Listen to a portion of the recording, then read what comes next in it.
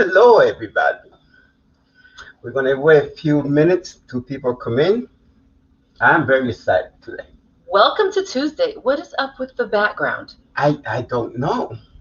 I don't know what is up. Do you have that brick wall thing up? No, I don't. I don't have anything up. I don't know what that is.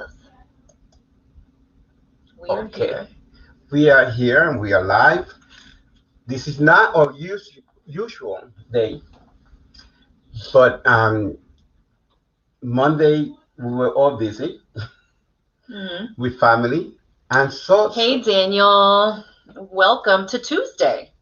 Tuesday, yeah. It's usually Monday night, but we're just waiting a couple of minutes until people log in. I'm really excited today. Are you going to say why you're excited, or are you going to wait a couple minutes? Well, I could wait, but we are live. Well, yeah. Well, why don't you tell everyone how your day was? I'm sure people want to know what goes on in the life of Pedro Tweed. My day is fantastic, as always. We had a lot of fun with the kids today because we're choreographing for our annual exhibition or show. And it's fun because now we get to relax a little bit because the competition season is over. So we get to relax a little bit and play with new things and do new skills, and the kids are having fun doing that. Yeah. How was your day today? It was busy, but slightly uneventful.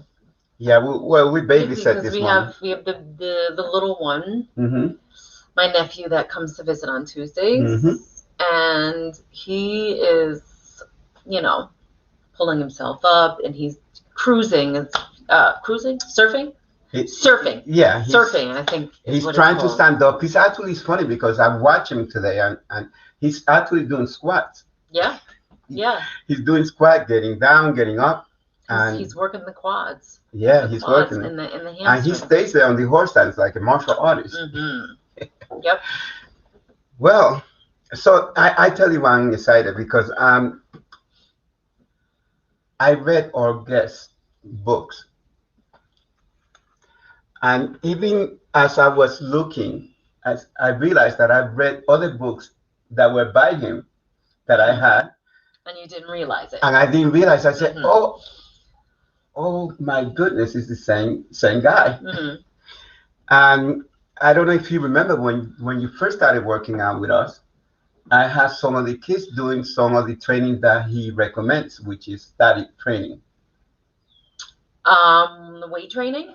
The weight training was static training. Yes, okay. And a lot of people, I was a personal trainer, but at that time, this was fairly new. This is years ago. This is before I married you. So this is years ago. And a lot of people didn't know what I was doing. Then I started explaining it, and I said, innovative. Yeah, it was very new at the time, and a lot of people didn't know about it, but I read the book. Read the book? Yeah, I read the book, and I also saw him talking to Anthony Robbins about it. Where Anthony Robbins was interviewing him. And I saw that, I said, boy, I got to try that because I got to get out of the gym in 7 minutes. Yes, today our guest is John Little, who is an author and an award-winning filmmaker and very well renowned in the martial arts community. Yeah, he's well known for writing books about Bruce Lee. Yes. But he's also in the fitness industry. He's very well known there as well. So I'm going to play a little video before we bring him up. Let's roll the clip. This is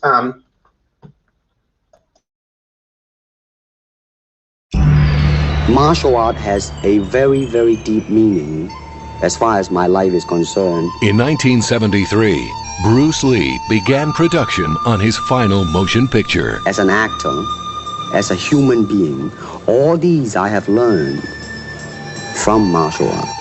So far, only 11 minutes have been seen. The rest had been locked away or lost. until now. Award-winning filmmaker John Little invites you to enter the soul of a warrior. To see for the first time Bruce Lee's incredible vision of his unfinished classic. From the life on the streets that made him a fighter to the discipline and rebelliousness I do not believe in styles. that made him a champion, and the quest for self-knowledge that made him a master. From his own words, Martial art means honestly expressing yourself. discover what made him the legend.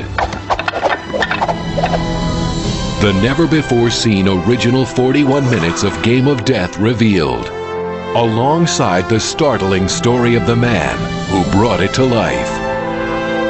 Bruce Lee, A Warrior's Journey. You know the legend, now know the man. Look for it on DVD and video cassette. Empty your mind. Be formless like water. Be water, my friend. Well, there you have it. And here's the DVD. I have that for quite a while since it came out. And I was so excited when this came out because he had the extra footage of Game of Death that nobody has seen yet. And anyone that's a Bruce Lee fan should get that DVD. So we're going to bring him in. Let's bring him in. We've talked enough. Hey guys, how are you?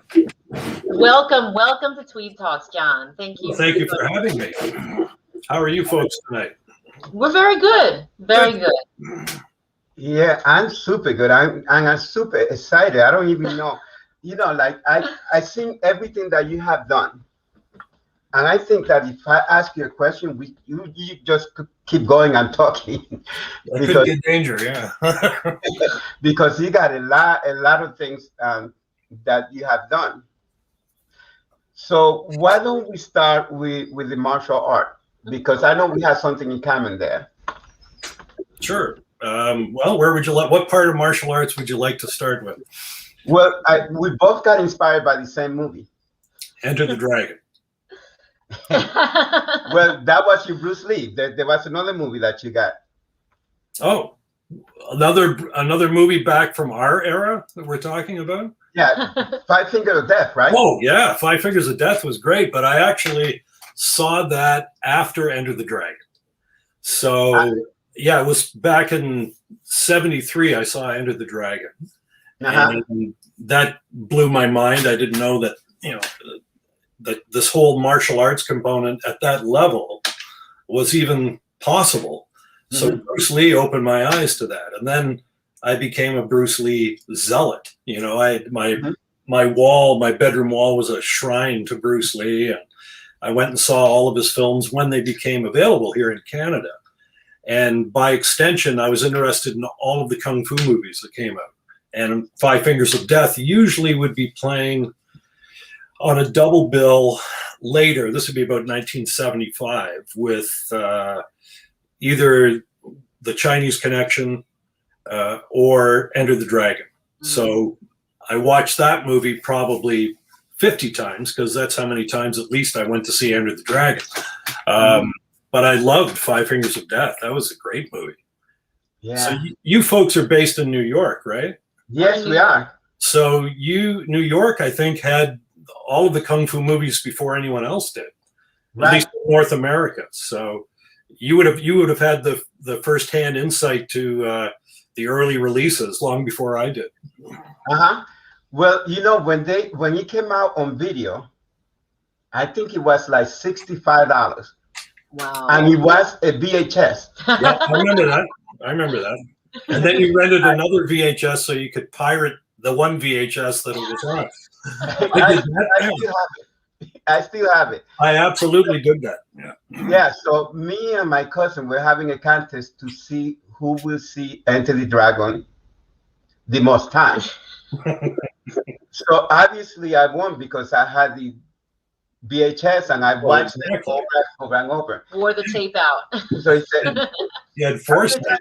yeah, I'm up to 21. I think I must have seen it in the theater.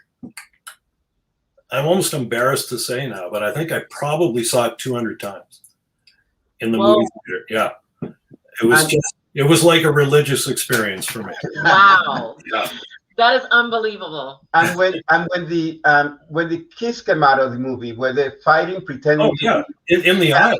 Yeah, so it's pretty much like the Bronx. Yeah. If you went to a double bill, you were taking your life in your hands in between. It was crazy, but it was all, everybody understood it, and it was like, yeah, it's great. Most of them were not really fighting. It was just they were so imbued with the spirit there that they had to do kicks and punches and so we totally related. It was like, yeah, okay, I understand that, but I don't think anyone ever got hurt, at least not in the theaters in Toronto. Some parts of New York might have been a little different. Maybe. Yeah. And where are you in Canada? I am in an area called Muskoka, which is about an hour and a half north of Toronto. So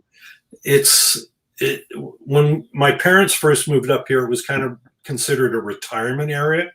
So it was all silver-haired people walking around, and now it's kind of it's kind of like the holiday area now for people. It's like Maine.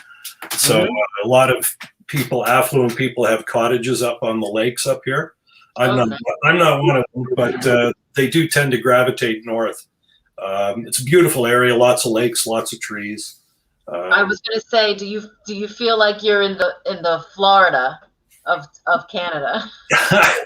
No, in the wintertime, I wish I was in the Florida of Canada, but no, it's more like the Hamptons or one of those places. Oh, okay. Yeah, it's East Coast, so you get the same weather that you have in New York, but it's more like cottage vacation country, where you might go for a weekend or something. Yeah. We have a viewer, Daniel Miller, who watches several of our shows, and he's in Quebec. Oh, yeah. Yep. How you doing, Daniel? Bonjour. Yeah. Bonjour. Yes. He'll be happy, actually, because his Montreal Canadiens beat my Toronto Maple Leafs last night, so we're out of the playoffs. So what can you do? Exactly. So were you practicing martial art before you got into the Bruce Lee? Not at all. Not at all. No, I didn't know anything about martial arts up until I first saw the Kung Fu TV series, David Carradine. And that was like, wow. And I liked the philosophy behind it, the Eastern sort of Taoist thought, which also was very foreign to me, but it was very appealing. And I liked, of course, the choreography was such in the show that it was effortless. Like David Carradine never broke a sweat. He never strained. People would just come at him and fly off him like a magnet repelling. But so that was my first exposure to martial arts per se. I mean, most of us grew up, we knew karate. That's what we called it. We didn't call it karate or anything like that. Karate, so that's what, a guy does karate. And then there was judo.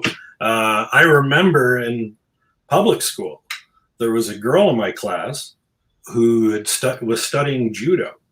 And we were walking home because it was after public school, you could go home for lunch and then come back to school.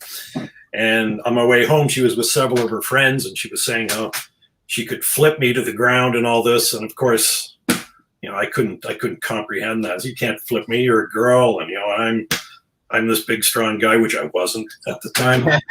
And before I knew it, I was flat on my back. And I had no idea how it happened, but I was thoroughly humiliated and emasculated to the point where I thought, there is something to this martial arts thing. So that was filed away. And then all the Chinese martial arts stuff came out in the 70s, and I was completely hooked. And then started studying after that. Yeah, I feel like the 70s was a really huge time for. If you weren't there in the 70s, man, you don't understand it. It was like the world changed like that. Yes. Yep. Yes, it did. Yeah. Like for me, growing up in Canada, my heroes. I didn't really have heroes. Canada's a pretty boring place for the most part. We don't have a history of Wild West figures or anything like that. We had at least in history class, we were taught about politicians signing documents. That's pretty exciting. Wow. And then we had hockey, which so you'd gravitate to a certain hockey player, and that was about it. And then from this very boring milieu, woof, in came Bruce Lee, and it was like, wow, like, what is this? We'd never seen anything like it in our lives. And my best friend at the time was a guy named Kevin Johnson, and he and I used to go religiously to the Bruce Lee movies. And Kevin was quite athletic and good with his hands. And so when some of the Bruce Lee books came out, he would look at them, and the next thing I knew, he was looking like Bruce Lee. I don't know how he did it, but he had the neck chain with the medallion. He had the aviator sign, had the tank top, and I was like, damn, how'd you do that? So, John, you mentioned philosophy before, and I know it says in your bio here, it says that your love for philosophy, it led you to direct and produce documentaries. Yeah. So can you tell us a little about In Her Own Words? Well, that particular documentary was on Ayn Rand, who is the novelist, philosopher, and the founder of objectivism, the philosophy. And I was into philosophy, but I was not into Ayn Rand at all. She wasn't on my radar. I was used to Plato, Aristotle, Bertrand Russell, people like that. Mm-hmm. And a friend of mine who was a bodybuilder named Mike Menser got into Ayn Rand in a big way. And he was always going on about Ayn Rand. And he used to be quite into existentialism. He liked Friedrich Nietzsche, he liked Jean-Paul Sartre, Albert Camus, and I liked the existentialists myself. But I could never bring myself to read a writer of fiction and treat it with the seriousness or the gravitas that I thought philosophy warranted. Mm-hmm. But another friend of mine who's quite intellectual, named Jonathan Ross, who I've known since kindergarten, said, well, you ought to read it. He said, because just because it's fiction doesn't mean it doesn't have an application. He goes, do you think Plato's dialogues are real nonfiction works? He goes, they're works of fiction. And I was like, okay. So anyway, I gradually read her material. I was impressed with her mind, her intellect, and I got to know her, I guess her number one disciple, which was a fellow by the name of Leonard Peikoff. Mm-hmm. And I ended up doing a documentary on him.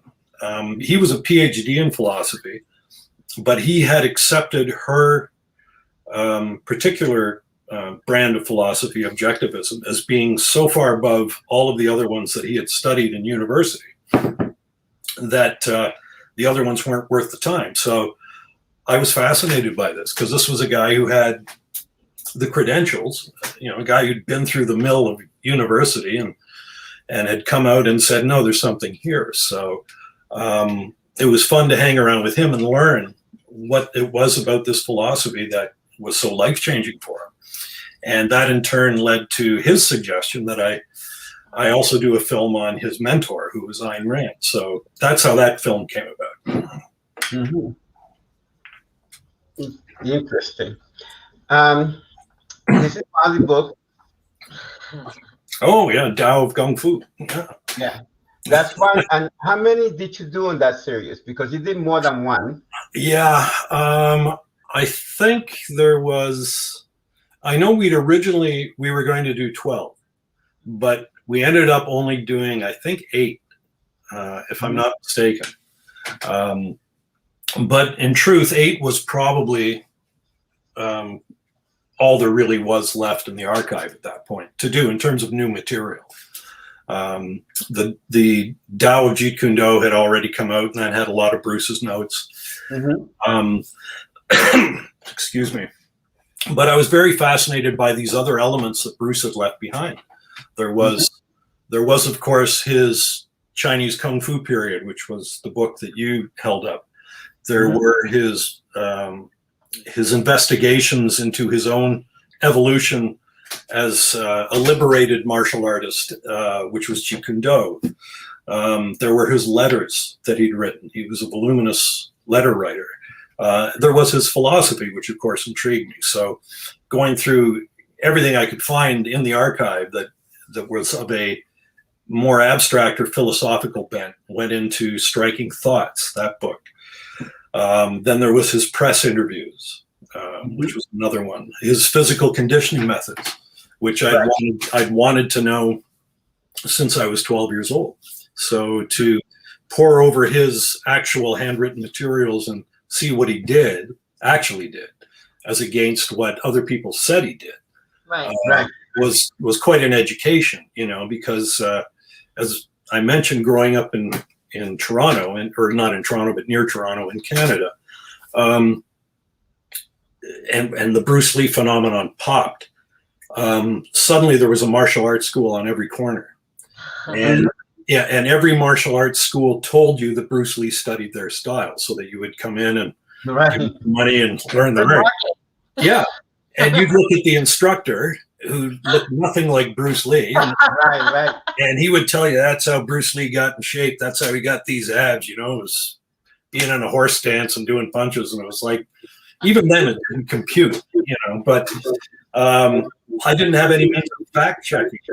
So, at that point, my attitude was to try to question those people who have been, practicing and studying as long as they have. And so I accepted what they had to say and kept my mouth shut until I went and got hold of his actual archive material. So once we got hold of that, I had a means of fact checking all the nonsense that I've been told over the years, and to separate the wheat from the chaff, so to speak. A lot of people made claims, but not many of the claims survived or passed muster once I had a means to fact check them. So. Because you first wrote the Bruce Lee workout for a magazine, right? That's correct. Yeah, Muscle and Fitness. Right, and that's how you ended up going to Linda. Yeah, it was a strange story. I was a Bruce Lee fan. Was a Bruce Lee fan up until, well, I probably still am, but other life issues have to come into play at some point if you're normal, and and it did for me. So, up until I was, I'd say 18 anyway, Bruce Lee was it. If you wanted to talk to me and it wasn't about Bruce Lee, we weren't talking, because that's all we thought about. But then other things happen, and other priorities start to come into play. And in my case, I'd gotten married and we had 2 children at that point, and, paying homage to Bruce Lee seemed not really a priority at this point in my life. But I hadn't arrived in California long to write for Muscle and Fitness when a fax came over the machine saying that Brandon Lee was available for an interview. He had just finished the movie Rapid Fire. And right away it was like, whoa, Bruce Lee's son, I want to talk to this guy. So, give me the job, I'll go talk to him. So I interviewed him, and that got me thinking about his dad again and the influence that he'd had on my teen years. And then I think the movie Dragon came out, the Bruce Lee story with Jason Scott Lee. And then suddenly Bruce Lee was in the news again. People were talking about him. So I thought that was a wonderful timing for me to go to the editor and say, you know what, Bruce Lee had this amazing physique. We really don't know exactly what he did to build it. The martial artists all say he did martial arts, but you look at the martial artists and they don't have a physique like him. So he must have done something else. Wouldn't it be an interesting article to find out what he did? And the editor-in-chief wasn't interested. He said, no, Muscle and Fitness, this is for Mr. Olympia guys. They got to be, 200 pounds and ripped, and they're not going to be interested in a 130-pound guy, and blah, blah, blah. So he did say, though, he said, if you go talk to some of the champion bodybuilders, and if you can get them interested, then you can do the story. So I did. I spoke to any bodybuilder I could, at arm's reach in California. I got Lee Haney and Lyndon Murray and Dorian Yates and Flex Wheeler and Sean Ray and Mike Menser and Lou Ferrigno and a bunch of other ones. And they all said, oh, Bruce Lee was a huge influence on us. One of the reasons we went to the gym. So with that information, the article got greenlit, and it was my entree to go and find out what Bruce Lee did. So I was able to find contacts of, pretty much all of his students. And the ones that weren't in California, I was able to contact by telephone and interview. And then Linda Lee sent me some material. So I got to use that, and I interviewed her, and I did this huge article. But as is typically the case in publishing, if an ad comes in at the 11th hour, they've got to make room for it because that's how they make their money. So part of the article got cut. Oh. And I was crushed, right? So I called Linda, somewhat sheep-faced and apologetic, and said, I'm really sorry, but they cut part of the article out, and I really wanted it to be this, and it's kind of this right now. And I said, it's too bad, because with the research and the writing that I did, I said, man, you could fill a book with it. And she said, well, why don't you write it? Wow. And I had to do a double take, did I just? Wow. And she invited me out to Idaho, where she was living, to go through Bruce's archive, which to me, being a kid, in Toronto, watching him on the screen, this was like a dream come true. So I no sooner got off the plane than she met me, and she handed me 2 volumes of his actual handwritten material and said, here's a good place to start. And I remember that night I was staying at the Doubletree Inn in Boise. And I had these 2 volumes of Bruce's handwritten notes, and it was like Holy Writ, I was gingerly turning the pages and looking at that. And then the next day she took me out to a storage locker, which is where she kept all Bruce's stuff. And I was like blown away. It was like Aladdin's cave. There's his clothes, there's his writings, there's some of his equipment. Anyway, I ended up coming back to California from Idaho with 40 pounds of photocopied material. I went back to Idaho, came back with 30 pounds of photocopied material, and then spent the next year transcribing all of it. And the transcription was good because it kind of locks in your brain context and subject matter and things like that. And pretty soon I would know when I was transcribing, say, oh, that's philosophy, so that goes there. Oh, that's his early Chinese Kung Fu period, that goes over there. Oh, this is physical training, this goes here. So at the end, I had 3 volumes, each the size roughly of a phone directory. And that was my database for the books. And we went to a publisher because originally my thought was, let's do 3 big monster books, and be all this training, every bit of it, all of his martial arts techniques, every bit of it, and all of his philosophy. And the publishers just said, we can't publish that. It's insane. It's way too big. But they said, if you can parse it down a bit so that there might be 8 volumes, then we could do it. So, I went back and spoke with Linda, and I said, the way we could do it is, the way we ended up doing it. This is his training. This is his Chinese Kung Fu period. This is his Jeet Kune Do writings that did not appear in the Tao of Jeet Kune Do. And then we've got his press interviews. So there's another book. We've got his, letters. So there's another one, and philosophy, and that's another one. And that's a very long story that I didn't make particularly short, unfortunately, but that's how it came about. No, but it's kind of worked out because you said you had already had it broken down into different categories, before you had even gone to the publisher. So that's almost like foresight from you, you know what I mean? Well, that was the little kid in me wanting to learn everything I could. Mm-hmm. So, as much, for me, if a publisher said there's no way we're doing this, there's not we're not interested, I would have been okay with that because I was learning, from Bruce Lee in a way. I mean, it was his writings to my eyes, and writings which most people had never seen outside of the family. So it was pretty cool. And then, excuse me, one of the most interesting things I came across was his daytime diaries. So sort of his daily activities that he did from 1966 through to the day he died in 1973. Mm-hmm. And what was interesting about that was not just seeing how he spent a typical day throughout these different years and how much training he packed into those days. Wow. But it was also very interesting to see who he spent time with. Who did he spend the most time with? Who did he not spend any time at all with? And then step back and look at what was going on in the martial arts world at the time with all of these claims of people who were, either, Bruce's best buddy, never apart, or they taught Bruce. That was a big one at the time. Yeah. There's at least 6 guys that apparently taught him how to kick, Yes.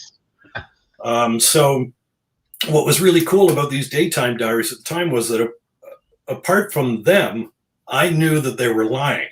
So it was really cool to, be next to someone who was interviewing a martial artist, and the martial artist would go on about, how he taught Bruce and that. And it was like, no, you didn't, and so it was kind of like having Bruce whisper in my ear as to, this guy's a BS artist, this guy's okay, that sort of thing.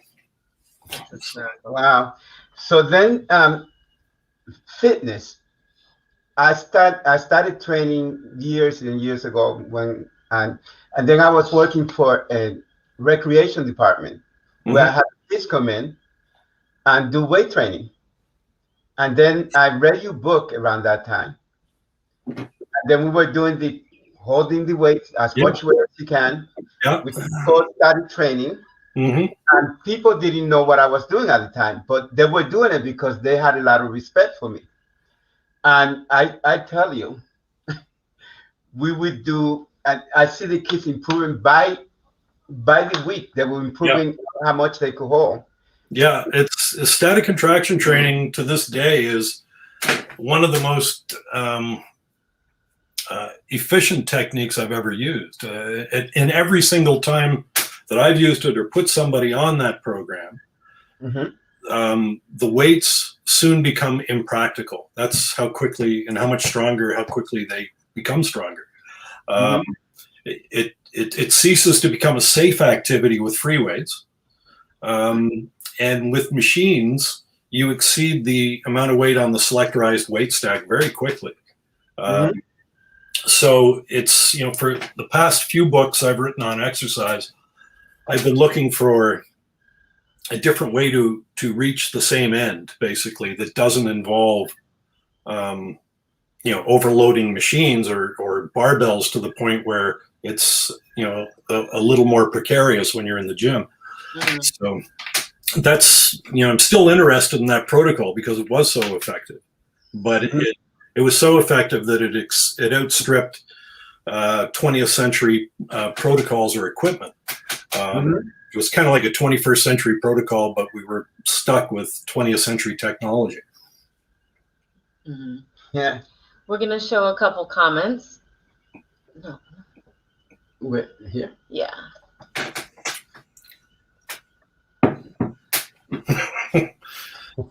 All right, Barry. And Barry's got another comment. Look. I think he's asking about which book. The Tao of Kung Fu, which, if you're asking for the time frame, it would have been 1958 through till 65, maybe 64.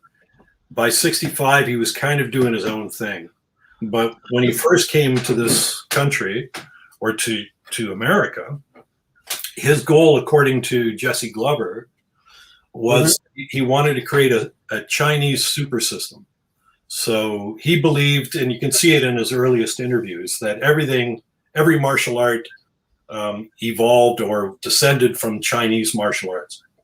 So therefore, if you want to get to the truth of it, if you want something that is complete, China was where you wanted to go. So he was all about, having learned a Southern style, Wing Chun, he wanted to explore what the other regions of China had for their contribution to martial arts. And so his goal at one point was to create a Chinese Kung Fu super system, sort of the best of the best. And then somewhere along the line, about 1965, he began to think that a lot of it that he had seen and a lot of the masters that he had encountered weren't that effective, which kind of caused him to take a second look at things. So then it was all about practicality. What from these systems is actually practical and usable in a street situation? And that became sort of his Jung Fan Kung Fu method, Bruce Lee's Kung Fu. But then sometime around 1967, was when he kind of went into Jeet Kune Do or created his own style, if you will, which he would later repudiate, but in terms of creating a style. But at the time, it was heavily influenced by fencing and boxing. And the fencing, maybe even a little more so in terms of the theory behind the art. Because in fencing, they have techniques like the stop hit, the time hit, which is predicated on interception. So you use your épée or whatever, and when the guy goes to move, bang, you pop him before he gets to you. Right. And so Jeet Kune Do, just as you probably well know, means the way of the intercepting fist, or the art of interception. And so that was the whole thing. And if you watch Longstreet, his explanation of the art to James Franciscus is, your attack offers me an opportunity to intercept you. To reach me, you must move to me. And that was Jeet Kune Do. And at the time, he thought that was pretty high tech, because most martial arts styles were block, strike. So it was two motions. Wing Chun was kind of cool because it was a simultaneous motion. Right. And he liked that sort of block defense at the same time. So then it was, how can I apply that principle to the totality of combat? And that's when he discovered Jeet Kune Do. But then he hurt his back and was laid up for quite a while. And he did a lot of reading, particularly a philosopher by the name of Jiddu Krishnamurti. And Krishnamurti was an interesting guy in that he didn't believe in methods or ways or paths to enlightenment or to truth. He felt truth is a pathless land, is his famous statement, meaning you have to find it for yourself. Right. I can't give it to you. You can't give it to me. We both have to find it. And he felt that the methods that have been offered to human beings in order to find truth or to find salvation were artificial because of that nature. So organized religion was artificial. Philosophy per se was artificial. It had to come from within, a search from within. You didn't need all those trappings. You just needed to introspect. And so Bruce applied that to martial arts, and he immediately saw that creating a style, even a style like Jeet Kune Do, based on interception, was creating a cage. You were creating a way, a method, and then trying to give it to someone else when they had to find out their own method to do this.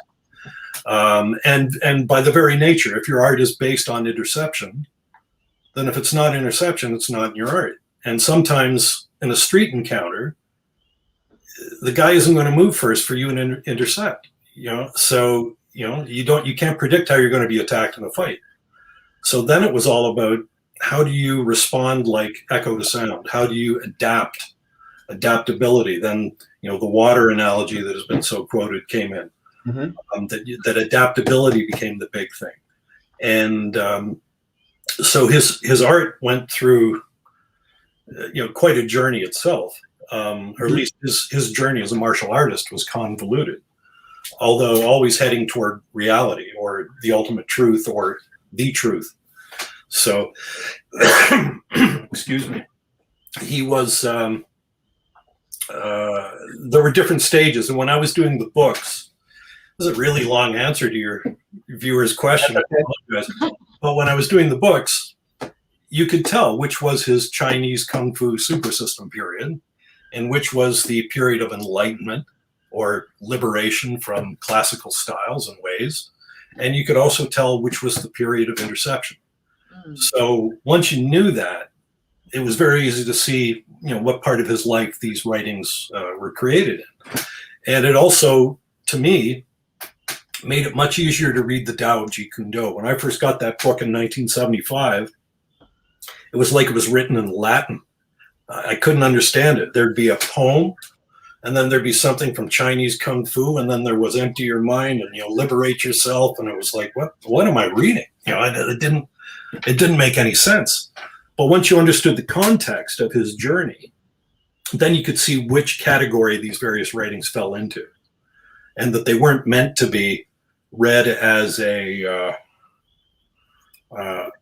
final presentation of his art. It was, they were just writings that he wrote at different points in his life that were amassed together in a book, kind of thrown in like a stew. And until you knew how to separate the ingredients in the stew, it was very confusing at the time. Mm-hmm. Mm-hmm. So Louise had asked a question about how to get. Question is, do we order through Amazon? Yes, I think all the books are available on Amazon. And so is the this. And this. There we go. Yes, the DVD, Bruce Lee, A Warrior's Journey. That is also available on DVD on Amazon. Well, that was another project that intrigued me, because when I don't know if I can access it, somewhere on my bookshelf, which is out of camera shot, I have one of the first books that was written on Bruce Lee by Alex Ben Block. It was called The Legend of Bruce Lee. One of the first ones that came out. And as a Bruce Lee fan, we bought multiple copies of it, so that we could look at all the pictures and not damage one. And anyway, there was a photograph in there of Bruce and Kareem Abdul-Jabbar on the set of The Game of Death. Right. And the caption said something to the effect that Bruce Lee and his student Kareem Abdul-Jabbar work out on the set of The Game of Death, a movie that was never completed or released. And at that point, as a Bruce Lee fan, we'd seen Enter the Dragon. We'd seen The Big Boss, or Fist of Fury as it was called here. We'd seen The Chinese Connection, and we'd just seen Return of the Dragon. To know that there was this footage that we hadn't seen, that was like, we speculated, we fantasized what this would be like. What's this footage like? And it didn't come out, and it didn't come out. And then a movie came out with a fake Bruce Lee guy in it, and we all went and saw that, and it was like, that wasn't it. Yes. And we waited, and then we heard that Game of Death was being released by Columbia Pictures. Finally. Couldn't wait to go. Couldn't wait to go to the movie. And I remember going to it, and I understood there wasn't a lot of footage shot, so I was going to see a bunch of filler, and then I was going to see the good stuff. And then when the good stuff came, it was like, wow, there's Bruce, but it wasn't the same. It was like, that, was it really worth the wait? And I remember thinking, yeah, it's good, and out of loyalty to Bruce, I'll pay to go and see it again. And I'll see it 3 or 4 times in the theater, but that was it. And normally with a Bruce Lee movie, if I went once, I was going 20 times. And that was just the way it was. This one, not so much. So when I was working with the estate, going through all of his papers, transcribing all of these things, what do I come upon but his script notes and choreography for The Game of Death. Wow. And as he was working on that right up until the day he died, that warranted a very close, almost reverential look. So it didn't take long. Three or 4 pages in, and you recognize that the movie that came out in 1978 bore no resemblance at all to either what his vision was for the film or even the fight scene material that he shot. I think the footage of Bruce in the 1978 movie was in and around 10 minutes. And anyway, long story short, when I finally got hold of this material and it was edited in the way that Bruce's notes indicated it should be, it ran for 40 minutes. So they only showed 25% of what he shot. Right.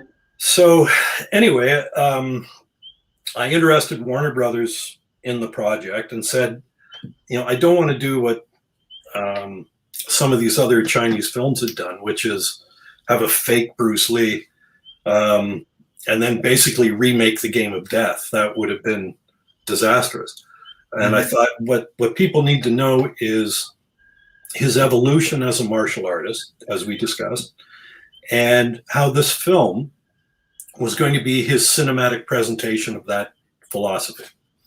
And then once, that kind of documentary component is out of the way, that set the stage to show them the footage as he shot it and as he intended it to be seen.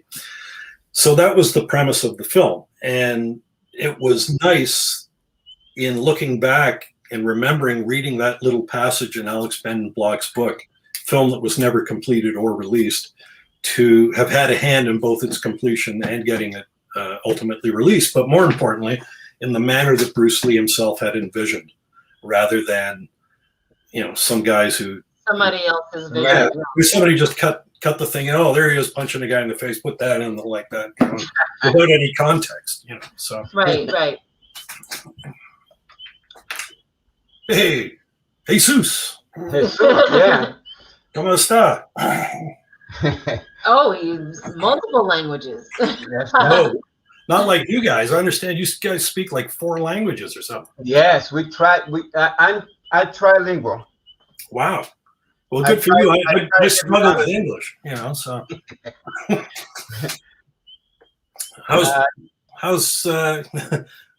How's Jesus doing? He was, I hope you're feeling better, my friend. I know you're in the hospital.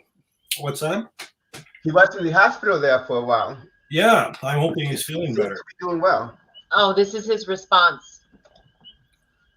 Oh, está bien. I see him almost every year, but we haven't really talked much. We kind of say hello. Yep, he's a very loyal Bruce Lee fan. So Yes, he is. yeah, He it's said nice to see. I mean, there's a lot of people that are like that. Good. I'm glad to see you're back, my friend. yeah. Keep at it. Keep blasting, as Bruce would say. So, But John, I have a question about the Time Savers workout. yeah, Now, we are in a society where everyone is in a rush to do everything. Yeah. yeah.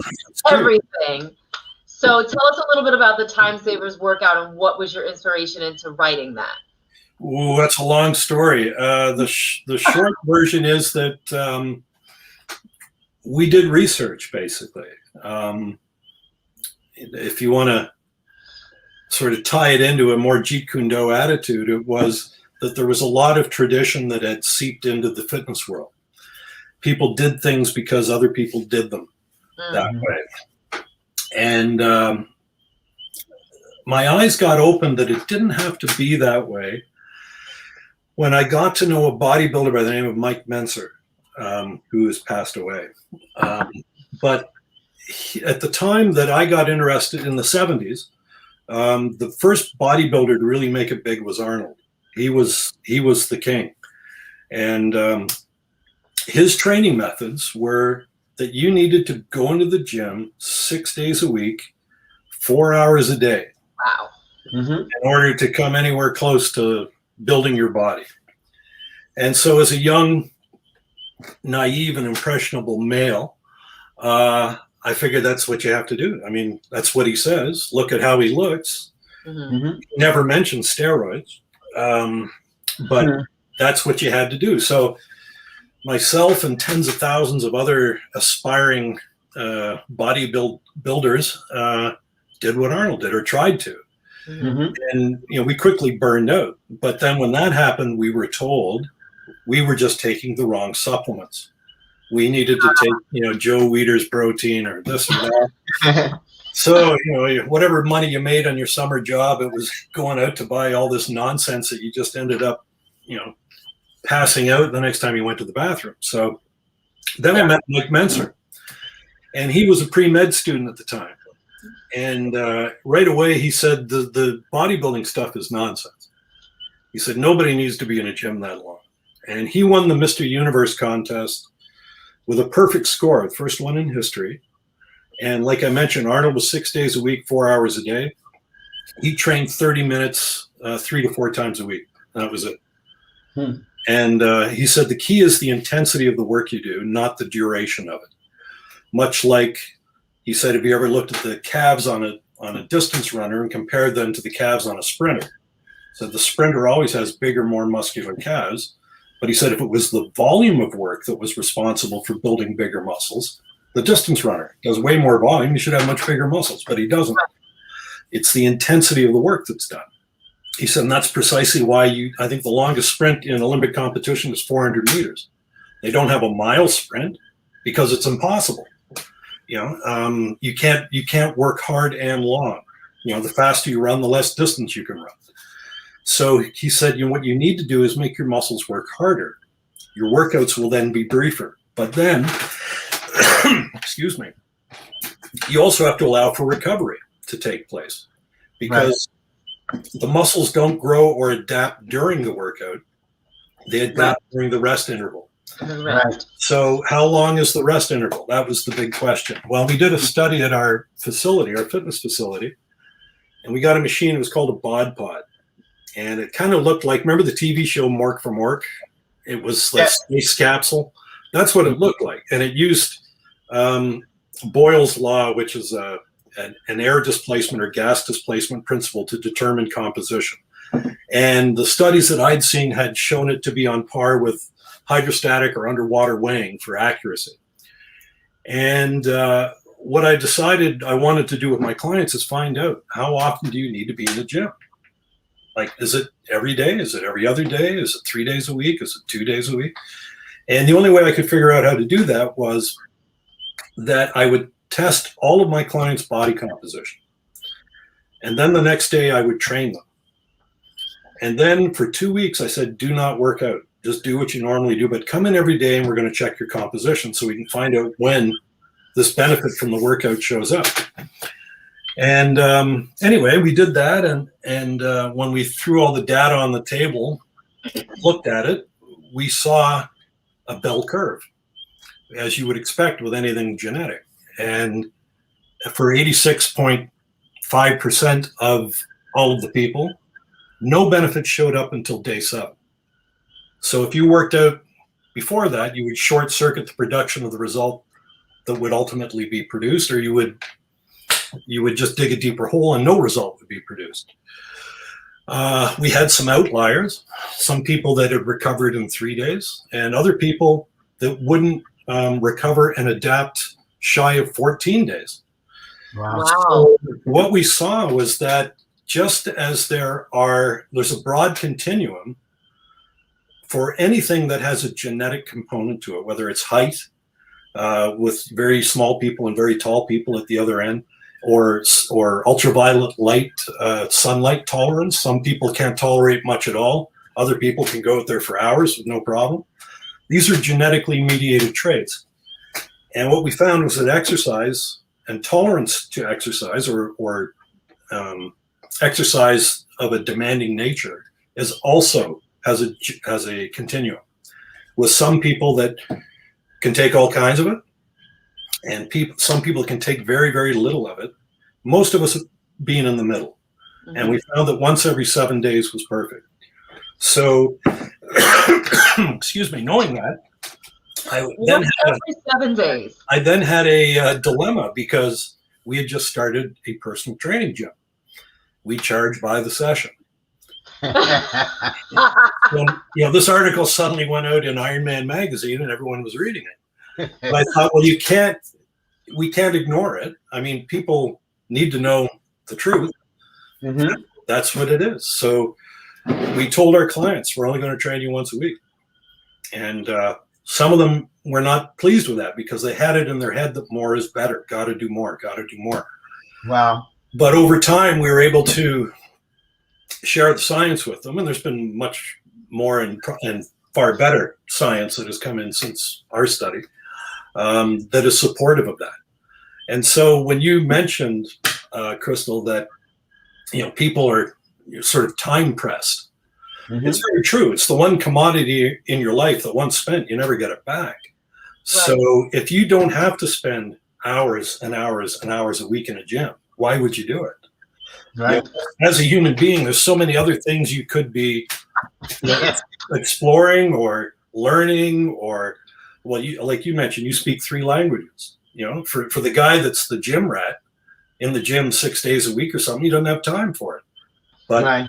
if suddenly if you can free up an extra 6 hours a week, what can't you do? You know? Wow. Yes. My mind is like completely blown, because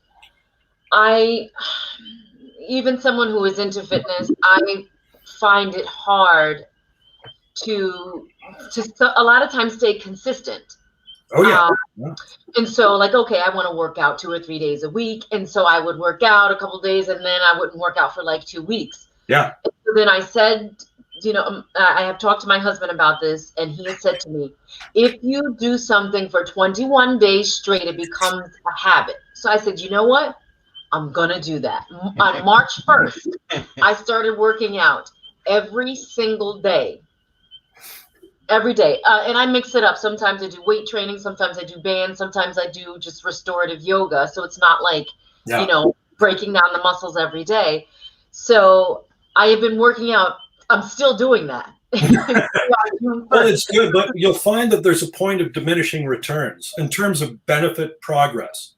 Yeah. You can still put in the time and you can still tax your muscles, but what are you getting out of it? What's the return to you for that effort?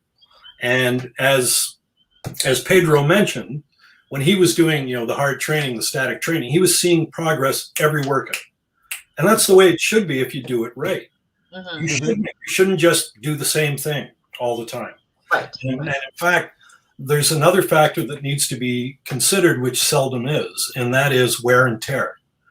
I don't know any high school or varsity level athlete that isn't arthritic, that hasn't had hip or knee replacements.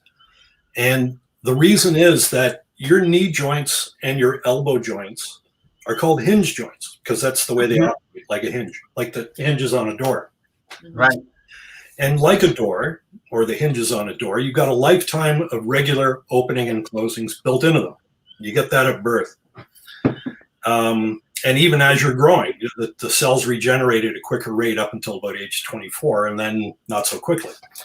So what happens is, at that point, every opening and closing of that joint, from going for a walk to lifting a weight to me lifting a coffee cup, is like a rope passing over a rock. You're wearing it through. So if you went for a bicycle ride, which seems pretty innocuous, you would easily open and close the hinge joint in your knee 20 to 30,000 times in a bike ride. So that's a rope going over a rock 30,000 times with no return to you. Those connective tissues aren't getting stronger and thicker. They're getting thinner, thinner, thinner. And then eventually you got a problem. It's a fast track to arthritis. So exercise is like yin yang. It's got the good, the light, and the bad, and the negative. And so what you want to do, ideally, is maximize the benefit, minimize the negative. And any benefit you want from exercise has to come through the muscular system in some way, even an aerobic benefit. You have to use the muscular system to get it.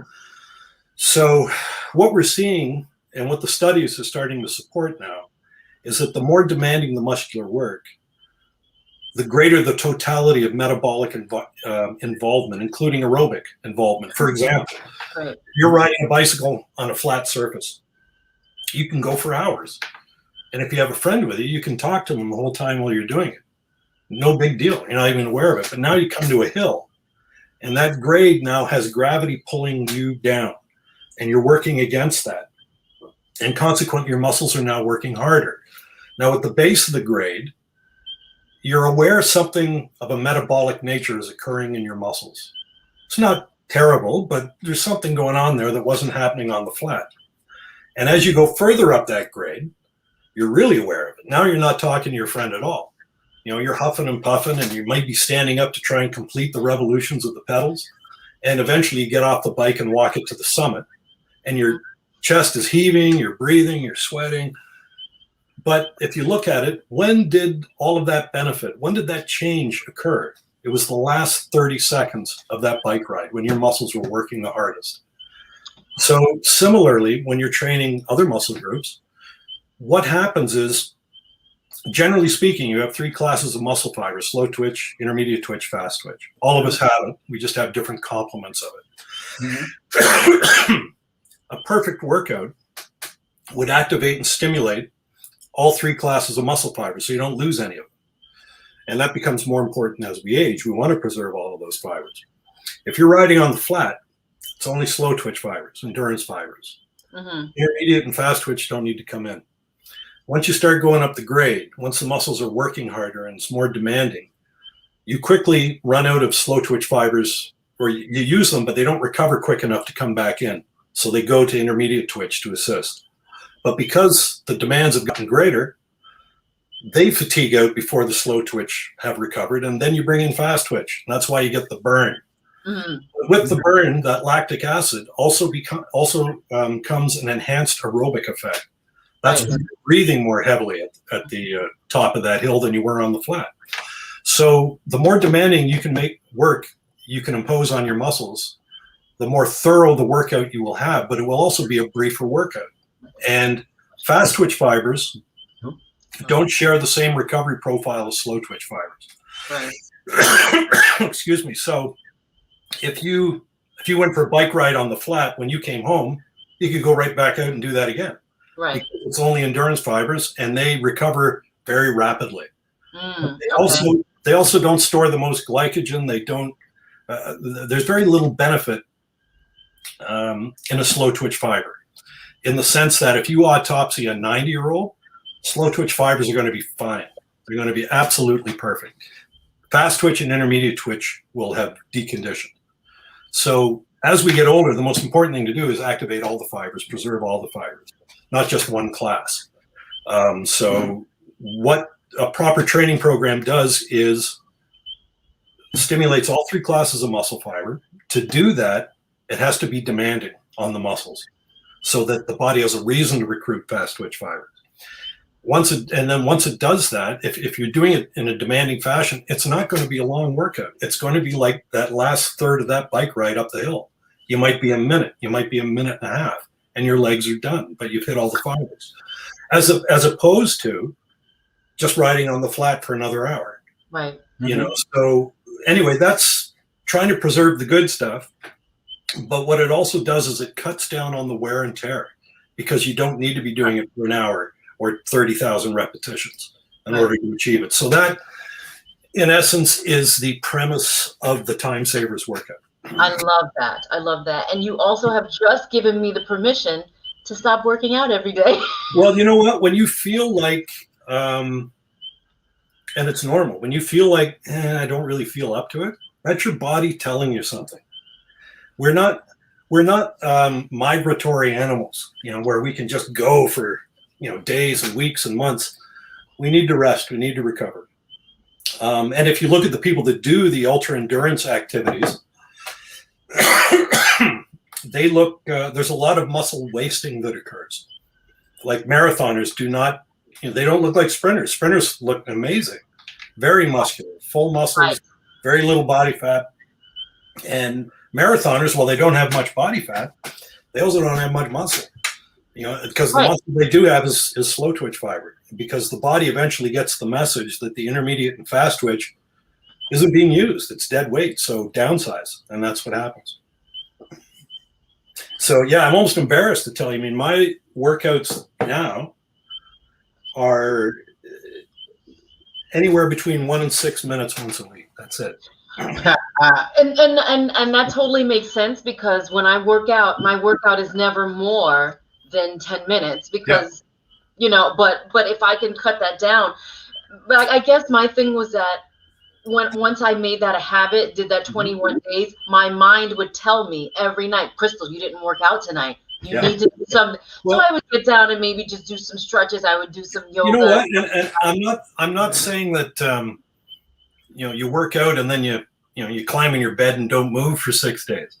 But if you want to go for a walk, or you want to go for a bike ride, or you want to take a yoga class or whatever, have at it, but do it because it's what you want to do, not as a regimen. You know, that, oh, I got to do it, and then, oh, I missed it, and I'm beating myself up over it. Don't do that. Save the workout for when you're ready to work out, and it could be anywhere from 7 to 14 days, depending on your physiology. And the way you know if you've rested long enough is that the next time you do that workout, you're better at it. You either are doing more repetitions, or you're doing it with more weight, or both. And if you're not, then maybe you didn't rest long enough. Or we tend to be locked into tradition. Sure. You know, we do things 3 times a week. You know, we get paid by the hour, so that we should train by the hour. We have 3 square meals a day, Father, Son, the Holy Ghost, the 3 Stooges, the 3 Bears. But that doesn't apply to exercise. You know, right. It's like it's like if you cut yourself, for example. If you cut or burn your hand for whatever reason, that is a stimulus to your body to produce more dermis, more skin.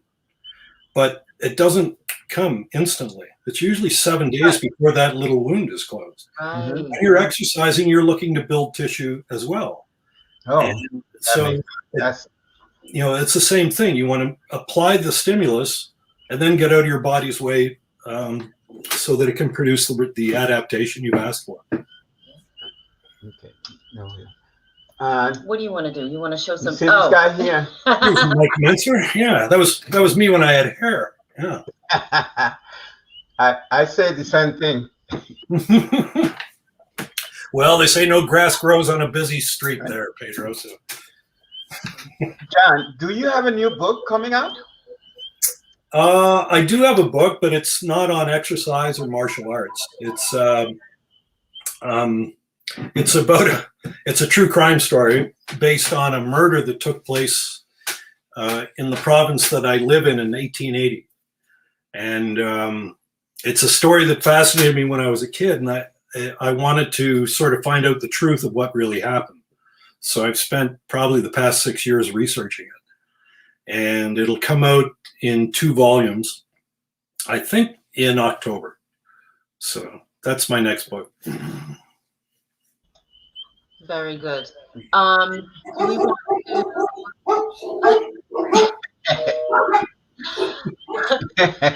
Okay, so let's click on this question from Louise. We will have, let's say we'll have John answer that, and then hold on 1 second. There we go. So yeah, Louise's question, well, it's up on the screen, so I guess your viewers can see it. Yes. I'm a little skeptical about those types of studies. Although I must confess my ignorance. I don't have exhaustive knowledge of it.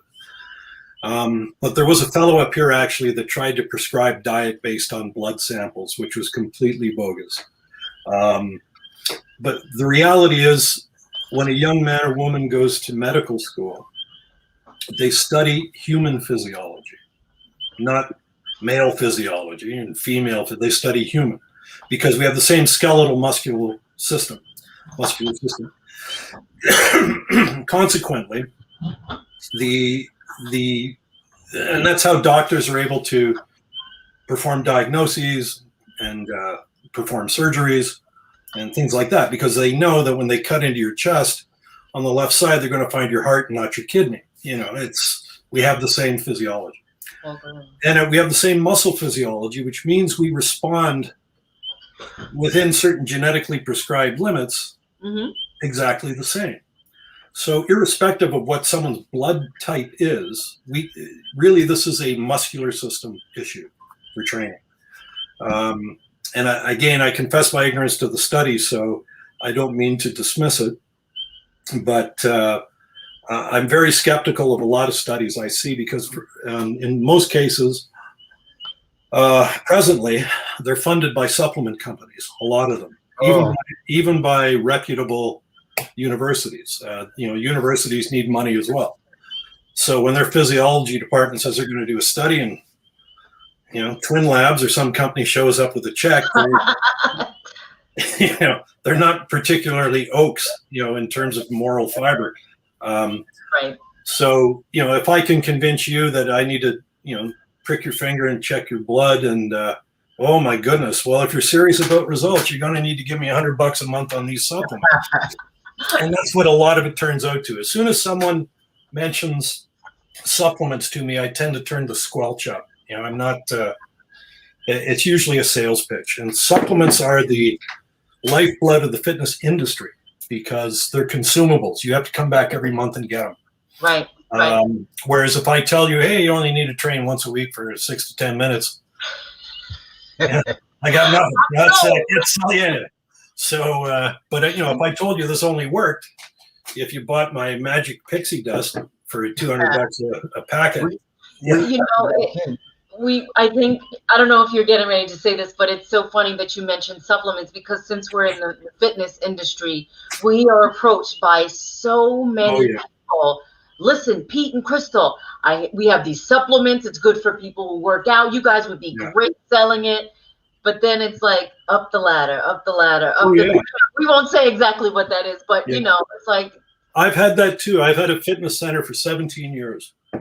And because we advocated something that was against the grain of the fitness industry, like not many days a week in the gym, a lot of these people on the fringe thought we were on the fringe. So, hey, a little wink to the wise. Why don't you sell these? You know, it's a great revenue stream. And we never did. I mean, when I speak to them, I typically say, show me the science studies, but they have to be double-blind studies. They have to be done independently of the company that sells it. And then they go away and I don't see them again. Right. But, you know, the reality is that if we needed, you know, a supplement in order to be healthy, and you're not going to live to be 150 to begin with. So it's not going to have any positive effect on longevity. So people are buying it usually for one of two reasons. It's going to cause you to lose fat. It's going to make you big and strong. And it's going to do it quicker than if you didn't use it. But the reality is that if all of those things were necessary for our survival, we couldn't have survived as a species because we didn't have them. Our ancestors didn't have them. Right. And probably our ancestors were stronger than we are. You know, so, you know, I think the big thing is the stimulus, demanding muscular work, and adequate recovery and adequate nutrition, just in the form of regular food, a balanced diet. A well-balanced diet, by definition, gives you everything you need to be healthy because it's well-balanced.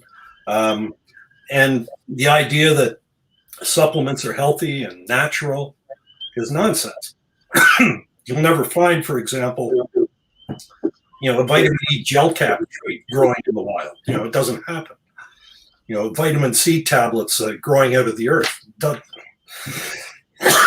Excuse me. I'm in dire need of more coffee, I see. I've been talking too much.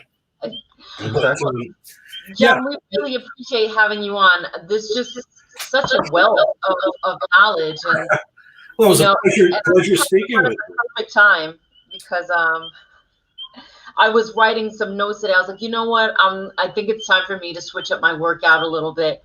And I'm putting notes in my phone and I'm jotting those. I'm like, okay, I want to do this, chest, back, and stuff like that. And I'm like, okay, I'm going to do this on Tuesday, Thursday, Friday. And then you said 1 day a week. Well, Mike Metzler told me something once that I always remembered. He said, the idea shouldn't be to see how much exercise you can tolerate, but how little is required. And I think if you keep that in mind, you won't go far wrong. The first time I heard you speaking about this was actually a video that I got from Tony Robbins. Yeah. Right, when he was interviewing you and your partner. Pete Cisco. Yeah. Yes. So that was the first time that I heard of it. And that's when I started doing that type of workout. And also introducing it to my students at the time, you know. So they did get stronger. We had a kid named Matt that was doing pushing lots of weight. Yeah. And that's when I got the book. Yeah. Well, it's I'm nice to know that someone's read the books. Have you to thank, I guess. Yeah. Well, Let's show this. Let's show this comment from. We got a couple comments just to bring it in here. Another one from Barry Crawford. Tremendous interview. Learned a lot. Great info on both Bruce and fitness. Thank you, Barry. Okay, and from your neighbor Daniel Miller. Thanks, John. This was great. Enjoy summer on the lakes. Georgian Bay is my road trip of choice. I've been all through. What is that? Muskoka? Yeah, Muskoka. That's where I live. Well, thank you, Daniel. I hope you have a great summer too.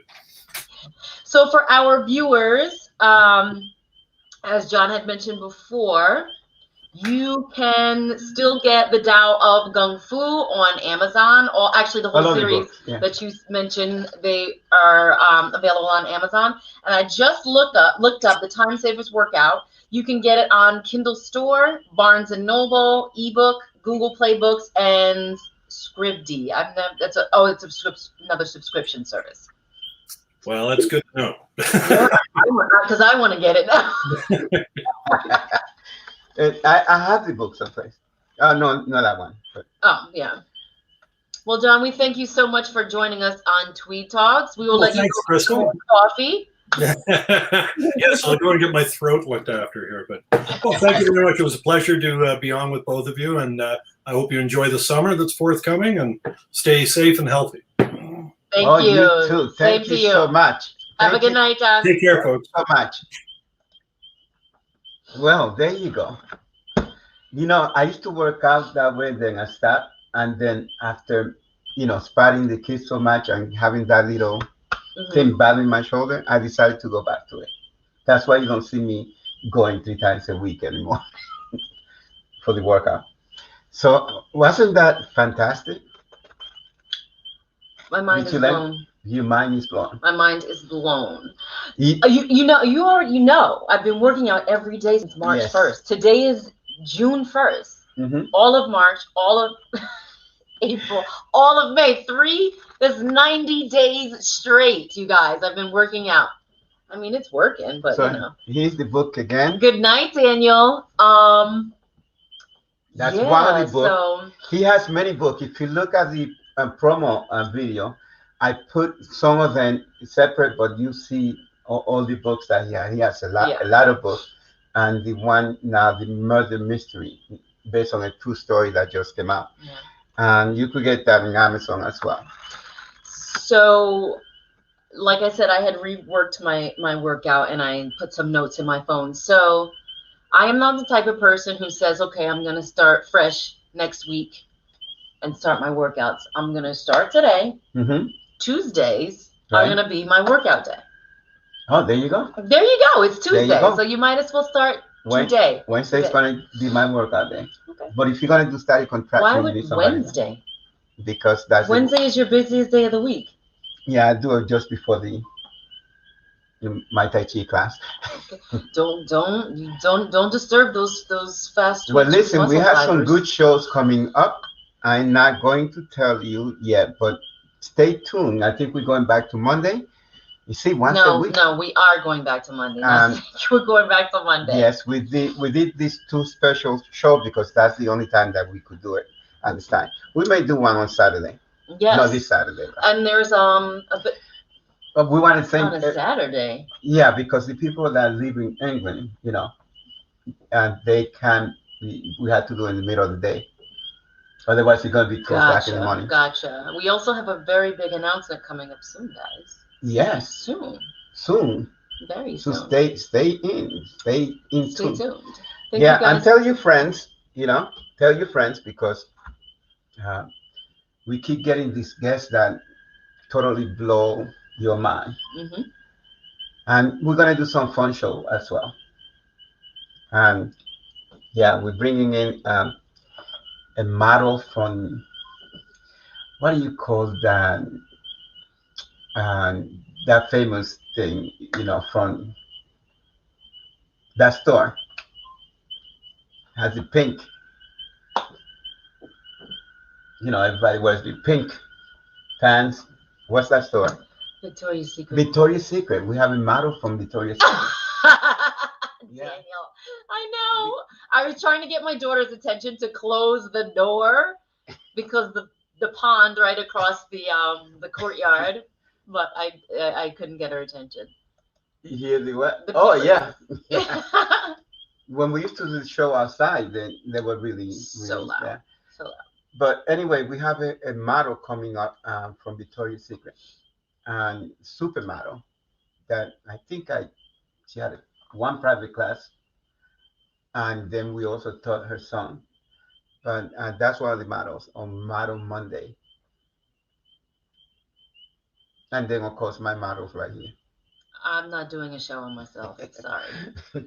Okay, people. So No interview for me. that was good. Get his book. Get this Boris John. I think that played on television also, not too long ago. Mhm. But he's very, very, very good. Very well made. And once again, you guys know that these interviews will be available to rewatch on our Tweed Talks Facebook page and also on our Tweed Talks YouTube channel. And if you haven't already, make sure you like and subscribe and turn on that bell so You see that so what you people know do? when we post new content. Click down there. Yeah, but there's no graphic. Oh, Thank you guys for joining us live on Okay. Tweed Talks. Have a good night. bye bye.